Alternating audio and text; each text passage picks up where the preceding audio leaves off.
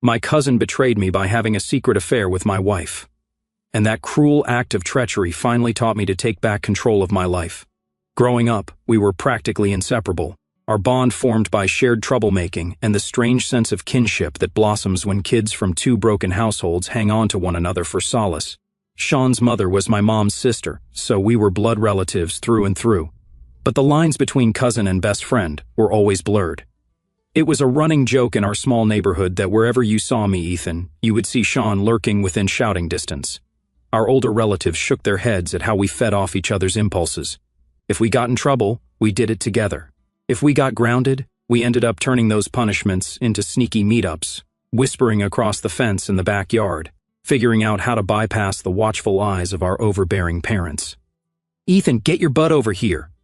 Your cousin's roped you into another stupid idea, hasn't he?" My mother would yell at least twice a week back in middle school.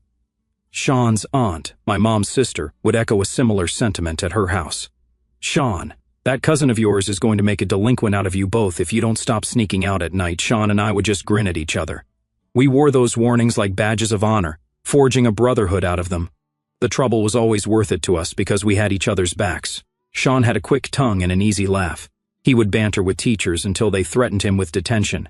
Meanwhile, I was the quieter one, though I would throw in a sarcastic remark here or there. Our parents never fully got a handle on us, but, ironically, we rarely took it too far. We just needed to blow off steam from home lives that were, to be blunt, messed up. Sean's father was rarely around, drifting in and out of his life, while my own father took off for good when I was small. Our mothers struggled, and sometimes they took it out on us. Rather than let that tension break us, we used it to form a rebellious ride-or-die dynamic. Even when we got older and parted ways a bit in high school, that core loyalty never wavered, or so I believed. Sometime around 10th grade, Tina moved to our school from a different district. She was confident, witty, and had this kind of sarcastic grin that made you wonder what joke she was quietly telling herself. Sean and I had been known to flirt with girls, but somehow Tina stood apart. We both noticed her the same week. "Check out the new girl by the lockers," Sean said, nudging me between classes. I caught a glimpse of her long dark hair, wearing a vintage rock band t-shirt, rolling her eyes at some teacher's instructions. She looked so unfazed by everything around her, like the high school drama was beneath her. "She's interesting," I replied. "I might ask her out," Sean said, grinning. "Unless you're going to call dibs." He said it like a challenge, but we had a code. We never let a girl break our bond. If one of us liked her, we would talk it out. Usually we ended up stepping aside for each other. With Tina, it turned out she was more drawn to me from the start. Sean gave me the green light, though I caught a flicker of something in his eyes. Disappointment, maybe. But he never let on beyond that. Instead, he slapped me on the back and said, "Go for it, man. Don't let me stand in your way." So, I asked Tina out a few weeks later, fumbling over my words in front of her locker. She said yes. Just like that, we began dating. Sean remained a presence in our lives, but he mostly joked around, not showing any signs of jealousy. I thought we had breezed through potential drama unscathed. Tina and I dated through the rest of high school. We had normal teenage ups and downs, but I was smitten. She was sharp-tongued, never tolerated any nonsense, and had a rebellious streak that matched the one Sean and I cultivated. By graduation, I felt sure I wanted to spend the rest of my life with her. She seemed to feel the same. Sean stuck by us as a close friend, though he sometimes teased me about settling down too young. I teased him back about how he would never find someone who could handle his wisecracks. But, as it turned out, Sean did find someone eventually, Maria. More on that later. In our mid-20s, Tina and I made it official. We had a decent-sized wedding, our families crammed into a rental hall with garish wallpaper. Sean was my best man. During the ceremony, I recall him standing behind me, occasionally giving me a half-smile I interpreted as pride and excitement. But now, looking back, I wonder if it was not a grin of someone harboring a smug secret. When the priest pronounced us husband and wife, I felt like I had achieved something monumental. My mother cried tears of joy, and my aunt gave me a shaky hug, muttering, "I always knew you'd turn out all right." Sean clapped me on the shoulder. "Congrats, buddy," he said, leaning in. "You got yourself a good one." I laughed, too caught up in the moment to notice anything amiss. If only I had known what truly happened that day. We started our life in a little rental house on a tree-lined street. Tina found a job as an office coordinator for a marketing firm, while I jumped between a few gigs before settling into a decent position at a logistics company. Money was tight at first, but we managed. Sean, meanwhile, was traveling a lot for work. He eventually met Maria, a driven entrepreneur who owned her own small business. They got married a few years after us in a smaller but still lovely ceremony. On weekends, we would have double dates, barbecues, or watch football. I always treated Sean as a brother and Maria as a sister. Sometimes I would notice little looks Sean and Tina exchanged, but I chalked it up to the closeness we all shared. Time went on. Sean got busier. Maria's business expanded quickly, and he began working for her. They thrived financially, at least. Meanwhile, Tina and I had occasional spats, mostly about finances or the fact that we were trying to have a baby and could not conceive. She got moody. I tried to be supportive. Sean hardly visited alone anymore, so I assumed any weird vibe between him and Tina had vanished. One evening, a Wednesday, I was supposed to meet my neighborhood buddies at the park for a quick workout and pick up basketball, but a freak storm blew in earlier than forecasted, soaking us all. I headed back home, arriving nearly 2 hours ahead of schedule. When I walked into the living room, I noticed 2 wine glasses on the coffee table, fresh stains of red at the bottom. Tina popped in from the kitchen, eyes wide. "Oh, hey," she said, her voice catching for a second. "You're early." My gaze flicked to the glasses. "Weather ruined the game," I replied. "What's with the wine? Were you entertaining someone?" She fumbled. Yeah, actually." Maria stopped by for a quick chat. You know, she was in town suddenly. She waved her hand in the air as if that sealed the explanation. But I knew for a fact Maria was overseas on business. She had posted about it on social media we had all seen. I stared at Tina. She forced a nervous laugh. Maybe she was just passing through. I forgot to tell you. I felt something churn in my gut, but I let it drop for the moment, not wanting to start a fight without proof. That night, after Tina went to bed, I tossed and turned. My instincts screamed that she was lying. The next day, I casually texted Sean. "Hey man, has Maria come back home? Tina said she stopped by last night." Sean replied instantly, "No, she's still in Europe for a few more weeks." "Why?" I stared at my phone, anger coiling like a snake in my stomach. Tina had blatantly lied. The only reason that made sense was an affair. My mind whirled to the possibility that maybe Sean himself had been the visitor, but I did not want to accuse my own cousin and best friend without evidence. That evening, I confronted Tina in our kitchen, my voice trembling more than I would have liked. "I know Maria's still abroad," I said. "So, who was really here yesterday?" She burst into tears, almost on cue. "I'm not cheating," she sobbed before I even mentioned the word. "I lied about Maria because I was scared you'd judge me for something else. I've been seeing a therapist about my depression, and we sometimes do sessions here." I panicked and said Maria dropped by. I narrowed my eyes, trying to keep my voice steady. "Why would you lie about therapy?" Tina wiped her cheeks. "You always said you didn't believe in depression. I've overheard you complaining it's overdiagnosed. I got so afraid of you mocking me that I lied. I'm sorry." It was true. I had once made some offhand remarks about how sometimes people label themselves depressed too easily, but I had never ridiculed legitimate mental health issues. Still, Tina sensed that might be the wedge to throw me off. "Why mention Maria, though?" I asked. She shrugged. I panicked. It was the first name that popped into my head. "If you don't believe me, talk to Sean. He knows." I confided in him. My suspicion deepened. I called Sean later that night while sitting on the back porch. He confirmed it all in a calm, steady tone.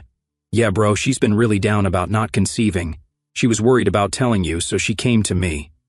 I told her to be strong but keep her therapy private if it made her more comfortable. Don't push her, okay?" It sounded suspiciously rehearsed, but I had zero proof, and Tina stuck to her story. My mind reeled. Was she telling the truth? Was I just being an insecure jerk? I did not want to crush her if she was genuinely dealing with depression. So I decided to take a cautious approach. I installed hidden cameras in our living room, kitchen, and hallway. Nothing elaborate, just small motion-activated devices. I rationalized it by telling myself that if I was wrong, I would see no suspicious activity and remove them. Weeks passed with nothing incriminating. Tina did not host any more therapy sessions at home, or if she did, they were not caught on the cameras. She seemed calmer than ever, which made me feel like maybe I had overreacted, but I kept the cameras running just in case. Eventually, I found something. One lazy Saturday, while Tina ran errands, I skimmed through the stored footage. I came across a clip from a day Sean visited. We hung out in the living room, joking about old times. Then, I left to rummage in the garage for a board game. On camera, the second I was gone, Sean headed to the kitchen. He and Tina bickered in hushed tones, though the audio was faint. I pressed the volume higher. "You've got to handle your side," Tina hissed. "I can't keep stalling Ethan." Sean whispered, "Relax. Maria's about to finalize some share transfers in her company. Once that's done, I'll file for divorce." Then you can ditch Ethan, and we'll do this our way. Tina put her hands on her hips. It's been months. I'm tired of sneaking. You said I should wait to divorce Ethan after you took care of your business with Maria. I've done everything you wanted. Lied about the therapist, lied about everything, so do it. They ended the tense exchange by falling into a passionate kiss. My blood ran cold as I watched. Moments later, Sean calmly walked back into the living room, and I returned from the garage, all smiles, clueless about the betrayal a mere minute earlier. My vision blurred with rage and heartbreak. My own cousin, the one who used to knock on my bedroom window late at night so we could play video games, was sleeping with my wife behind my back. Not only that, they had a scheme involving him divorcing Maria for her company shares and Tina divorcing me afterward, presumably so they could unite and enjoy the spoils. I felt sick. Hours passed as I stared at the paused video. Part of me wanted to drive to Sean's place and deck him. Part of me wanted to storm upstairs and curse Tina out, but I decided to be strategic. If they were cunning enough to plan it like this, I needed a plan of my own. First, I reached out to Maria. We were never super close, but she was family by marriage, and she deserved to know. I sent her a message, "We need to talk privately." She agreed to meet me at a quiet coffee shop one afternoon. When she walked in, her hair was pulled back in a neat ponytail, and she had that poised, businesslike posture she always carried. "What's going on, Ethan?" she asked, concern in her voice. I slid my phone toward her. "Watch this." I queued up the recorded segment, bracing myself for her reaction. She stared at the screen, cheeks blanching as she saw Sean and Tina in the kitchen. By the time the video ended with them kissing, her hands shook so badly she nearly dropped the phone. "Those bastards," she whispered, blinking rapidly to hold back tears. I had suspicions, but nothing concrete. Sean started pushing me to sign over certain shares of my business. He claimed it was for tax reasons, and then he'd pay me for them eventually. Something felt off, but I never thought he and Tina. She trailed off, chest heaving with anger. I can't believe he'd stoop this low. "And your wife?" "I'm so sorry, Ethan." I shook my head. "Don't be. I'm sorry you have to see this. He's conning both of us."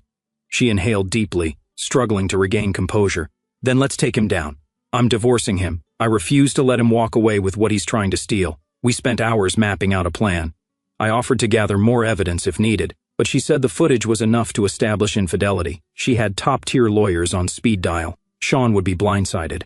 Meanwhile, I decided to let them think I was still clueless, giving Maria time to finalize her legal strategy. When she was ready, I would file for divorce from Tina and ensure she walked away with next to nothing. "We'll corner them from both sides," Maria said, her eyes blazing with cold fury. "They won't see it coming." I nodded. "I just want them to pay for all the lies, especially Sean. He was more than a cousin to me." Her voice was gentle. "You have me in your corner now. We'll figure it out." Over the next few weeks, Maria served Sean divorce papers. He panicked, apparently not expecting it to happen so soon. She refused to disclose the real reason behind it in the official documents, but she let him know privately. "I've got proof you were unfaithful." She threatened to drag his name through the mud in court if he challenged her or tried to fight for half her business. Sean relented, playing along for a minimal settlement. Maria did not want to be petty with lawsuits if she could get him to sign away any claim to her company. She gave him a smaller sum of money just to expedite the process. He agreed on the condition that she keep it quiet for now. He must have thought it gave him time to spin a new plan with Tina. They apparently were counting on the money he would get from Maria, though it turned out to be less than he had hoped. Meanwhile, I pretended life was normal, going to work, coming home to Tina. She had no clue about the cameras or that I had talked to Maria. I started hiding my finances, funneling a large chunk of savings to my mother's account. I told my mother, "Just hold on to it. I'll explain later." She sensed something was off but trusted me enough not to pry. Tina was initially perplexed by my sudden lack of interest in her routine, but I masked my anger with a calm indifference. If anything, she seemed relieved that I was not snooping around. It never occurred to her that I already knew everything. One afternoon, about a week before I planned to drop the divorce papers on Tina, I got a call from an old friend, Paul. We had not spoken in months, so I answered with curiosity. "Hey man, long time no talk," I said, stepping outside onto the porch. Paul sighed heavily on the other end. "Ethan, listen, I just heard from a mutual friend that you and Tina might be splitting up. News travels fast," I muttered. "Yeah, we're not good." He cleared his throat. "I'm sorry. Look, I'm calling because there's something you should know. I've been holding it in for years." Alarm bells chimed in my head. "What is it?" Paul paused, then spoke in a shaky voice. "Remember your wedding day? I saw something happen that I should have told you about, but my wife convinced me to keep quiet for the sake of your marriage. Honestly, I was scared, and I was young, but now, hearing that your marriage is ending anyway, I feel I owe it to you to come clean. My heart pounded. Spit it out, Paul. What did you see? He took a deep breath. A few hours before the ceremony, while everyone was bustling around, I went to use the restroom near the back hallway. I walked in on Sean and Tina in there. They were, in an intimate position. Clothes were mostly on, but it was obvious they were hooking up. She was still in part of her wedding dress, Ethan. I freaked out and rushed out. Later, Sean found me and basically threatened me not to mention it. Tina caught me in the hall too, telling me that if I said anything, I'd be ruining your life for no reason.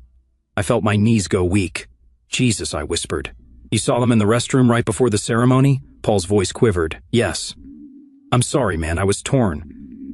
My wife said telling you would blow up the wedding and cause chaos in your family. She insisted maybe it was a one-time thing, but now that it's all unraveling, I can't keep quiet. You deserve the truth.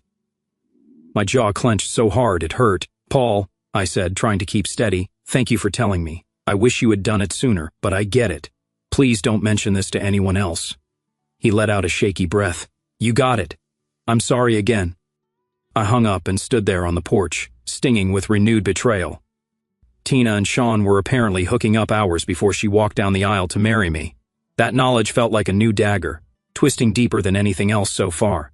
My anger boiled into something darker, sharper. I wanted more than just a clean divorce. I wanted revenge, ugly, punishing revenge. The following week, I acted on my plan. Early in the morning, I woke Tina up, tossing a stack of papers on the bed. She stirred, groggy. What's that? She mumbled. Divorce papers, I said calmly. Sign them. She blinked, fully awake now. What are you talking about? I'm done, Tina, I said, voice icily controlled. We're getting divorced.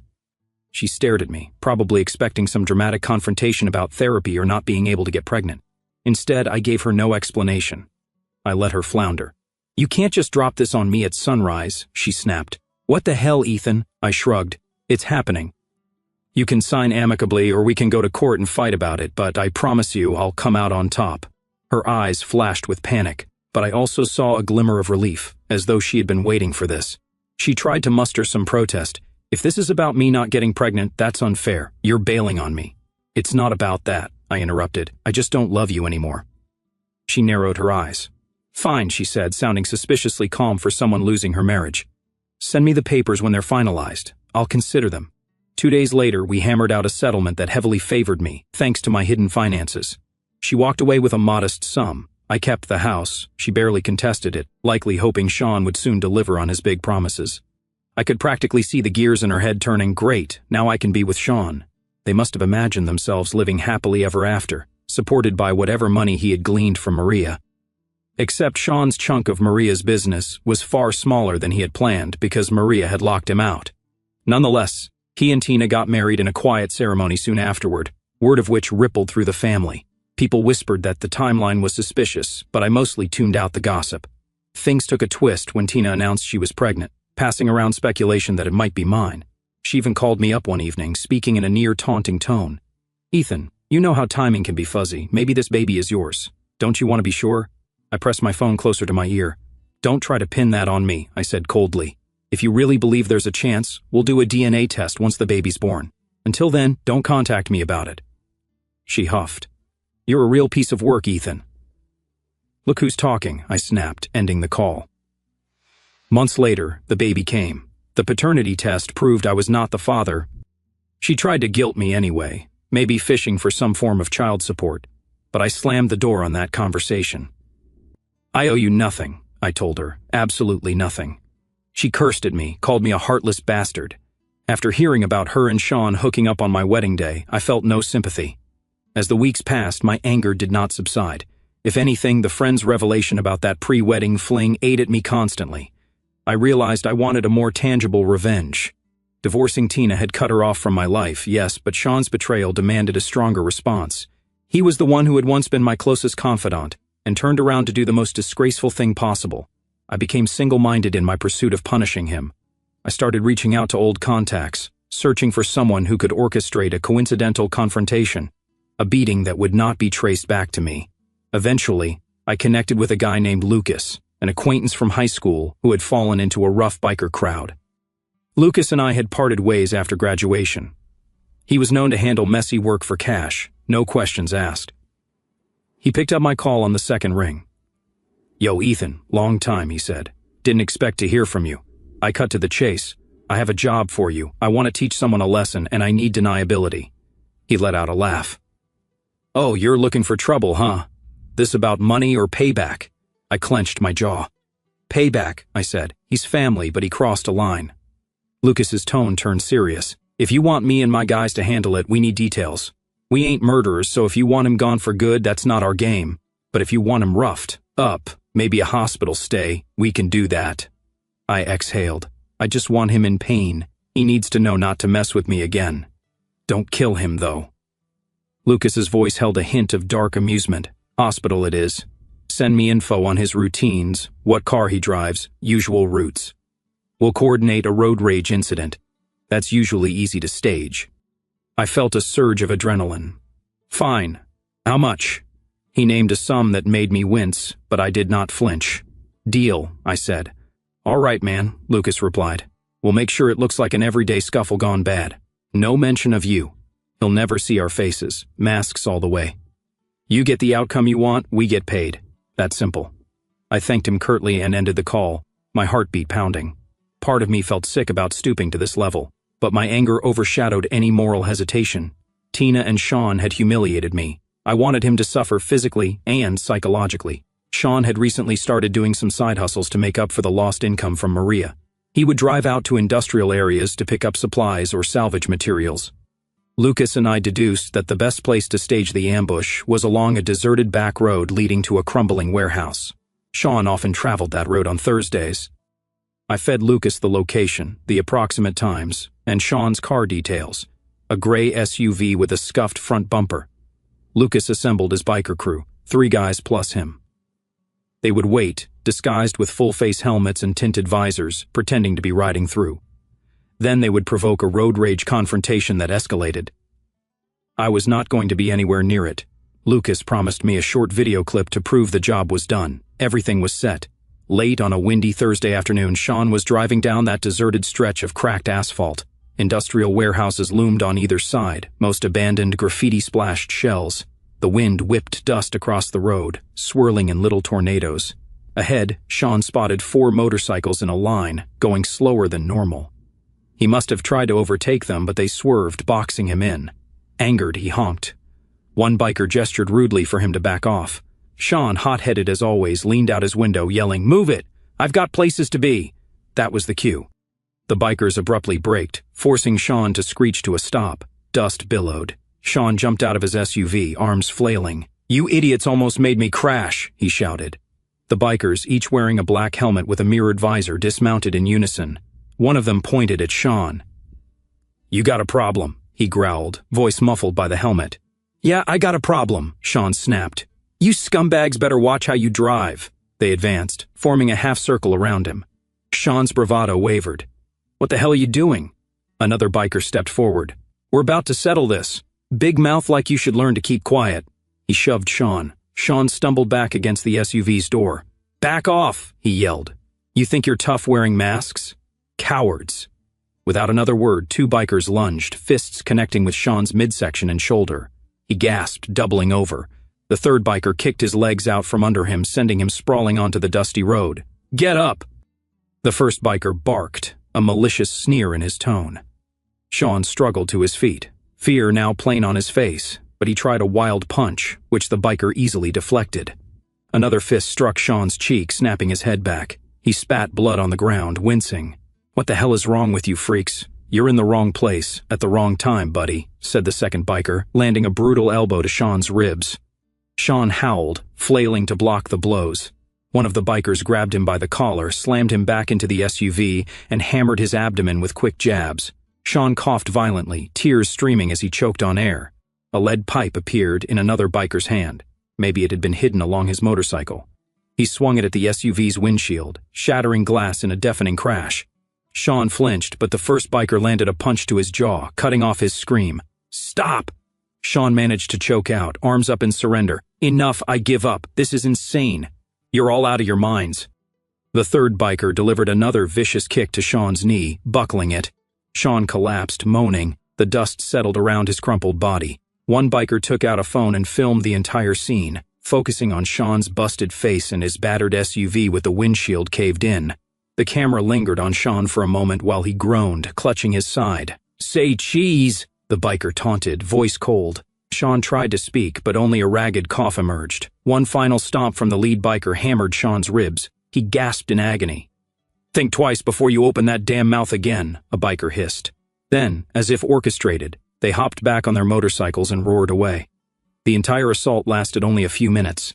Dust swirled over Sean's battered frame. A passing truck driver found Sean half-conscious soon afterward. He was rushed to the hospital, with broken ribs, a fractured jaw, bruised kidneys, and a knee twisted badly enough that he needed surgery. The doctors kept him for over a month to heal. Road rage was the official story. Some said Sean incited it, others believed he was just unlucky. Sean himself might have suspected something else, but with the attackers wearing masks and never uttering my name, he had no proof. That same evening, Lucas sent me a short video file. It showed Sean lying on the ground, coughing blood, while his SUV's windshield lay in shards. My stomach tightened as I watched, a mixture of triumph and grim satisfaction. This was the final piece of retribution I had been craving. The memory of them hooking up on my wedding day played like a highlight reel in my mind, fueling the dark sense of justice. I stared at Sean's broken figure in the clip, recalling how he had once told me, "We're bonded for life, man. No woman can tear us apart." Yet ironically, it was not just Tina's doing. He had an active hand in every twisted lie, every betrayal. And now he was paying in pain,